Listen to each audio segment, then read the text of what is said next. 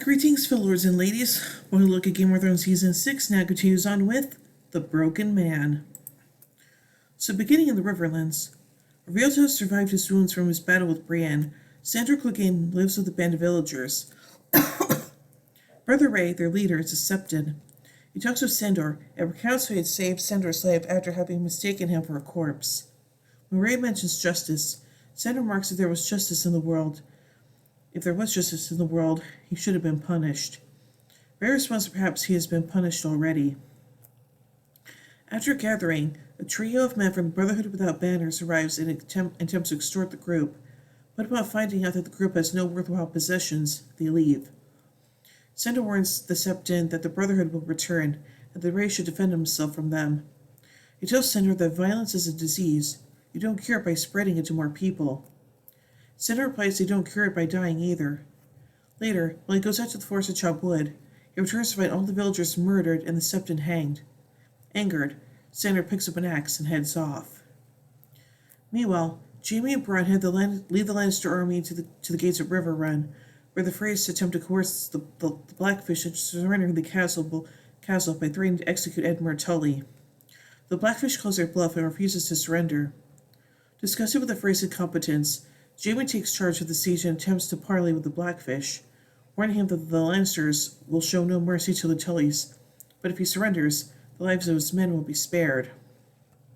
The Blackfish rejects the offer and warns Jaime that he has 2 years' worth of food in his stronghold, and that while hundreds of his own men may die defending, thousands of Lannister troops will perish as well. Anyway, in King's Landing, Queen Marjorie is studying the 7-pointed star of the Sept when the High Sparrow enters and discusses the passage she's been reading, which is about the mother's love and mercy. Marjorie notes that in the past she pretended to love the poor when in fact she only really pitied them. The High Sparrow asks her why she hasn't joined King Tommen in the marriage bed. Marjorie explains that the desires that once drove her no longer do so. The High Sparrow assures her that desire is not necessary. She has a duty to produce an heir. The High Sparrow then makes a thin veiled threat against Marjorie's grandmother, Olenna Tyrell, stating that while she is a remarkable woman, she is also an unrepentant sinner. After Marjorie returns to the Red Keep, Olenna meets with her under the supervision of Septa Unella. Olenna insults the Sept until Marjorie comes to Unella's defense. Olenna puts Marjorie into another room in an attempt to gain some privacy, but Unella simply follows them. Olenna and several guards come in, but Marjorie again defends the Septa. She says that Unella has been a true friend and teacher, to which Olenna asks with some horror what the Sparrows have done to her. Marjorie replies that the gods could have punished Olenna and her allies for marching on the Great Sept, but instead they showed mercy. Olenna retorts that they marched on the Sept for Marjorie and Loras' sake, and that Loras is still in prison. She then convinces Marjorie to leave King's Landing and return to Highgarden. However, Marjorie refuses, saying that her duty requires her to be at King Tommen's side. Marjorie said pleads for Olenna to return to Highgarden instead. As she empathetically tells her grandmother to return home, Marjorie secretly slips a piece of paper into Olenna's hand. In doing so, she seems to have successfully communicated to Olenna that she doesn't quite mean what she's been saying in front of Septa Unella, and Olenna's expression changes. Realizing this, she plays Olenna agrees to acquiesce, then walks away. As soon as she is clear of them, Olenna privately folds the piece of paper and finds that there was a rose drawn on it.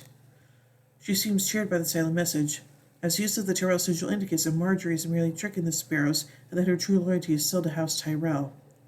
She also seems to understand that Marjorie is urging her to leave for her own safety. Cersei later confronts Olenna about her plans to leave, telling her to remain for the sake of Marjorie and Loras, who was still imprisoned. Olenna retorts that the reason all of this is happening is because of Cersei, as she was the one who allowed the Faith Militant to reform and allowed them to arrest Loras and Marjorie. Cersei admits that she made a mistake with the Sparrows, but insists that an alliance between the Lannisters and Tyrells is more important now than it ever was. Olenna refuses her, noting that Cersei has neither influence nor support anymore and is surrounded by enemies. She tells Cersei that she will be leaving the city as soon as possible, and that Cersei's utter defeat is her only consolation. Anyway, in the north, Jon, Sansa, and Davos begin searching for allies to retake Winterfell from Ramsay. First, with the help of Tormund and One-One, to secure the allegiance of the Wildlings and their elders led by Dim Dalba, who are still indebted to Jon for saving them at Hardhome and are aware that Ramsay and his allies will wipe them out if they do nothing. When the meeting disperses, John asks Tormund if he's sure the free folk will join him, and Tormund responds, "We're not clever like you Southerners. When we say we'll do something, we do it." Prior to traveling to Bear Island, Davos shows Jon and Sansa the letter sent by Lyanna Mormont rejecting Stannis Baratheon's plea for help. Jon, Sansa, and Davos travel to Bear Island, where they meet with Lyanna, the 10-year-old head of House Mormont. Sansa and Jon try to flatter her with small talk about her mother Mage and her uncle Jorah Mormont. However, Lyanna is unimpressed and aggressively brushes them off, demanding to know their business in Bear Island. Lyanna initially rejects the request for help and stresses that House Stark is dead and that she used her forces to garrison Bear Island. She also remarks that Jon and Sansa cannot be considered Starks since the former is a bastard and the latter has been married twice into enemy houses. Lyanna is initially unconcerned about the threat of Ramsay. Before Lyanna can dismiss them, Davos intervenes. After briefly discussing his background, Davos manages to convince young Lady Mormont by warning her about the dangers the White Walkers pose to the living. She agrees to contribute 62 men, which is all she can manage, but promises that each Mormont soldier fights with the strength of 10 men. Davos remarks that if they are half as ferocious as their lady, the Boltons will be doomed. Later, Jon and Sansa travel to Deepwood Motte to secure the allegiance of House Glover. They receive a frosty reception from Robert Glover, who points out that the late King Robb failed to protect his home from the Ironborn. Despite his being one of the Starks' most loyal batman, Robb did not come to his aid when the Ironborn invaded Deepwood Motte, impressed his wife and children, and brutally his subjects. Unaware that this was Robb's intention, but he was persuaded otherwise by Roose Bolton. When Sansa tries to hide the fact that the Glovers had pledged fealty to House Stark, Robb responds that he received them out of respect for their father, but warns them that they outstay their welcome. In the end, Jon and Sansa managed to recruit only 3 minor houses, House Mormont, House Hornwood, and House Mason, adding only 405 soldiers to their army. 900 men are seen among the Stark and Wildling forces. Davos deals with the brawl among the Wildlings and Northern soldiers. Despite being heavily outnumbered, Jon is adamant that they attack Winterfell as soon as possible before Ramsay rallies more forces and before the weather turns on them. Sansa disagrees, instead opting to recruit more houses, House Cerwyn.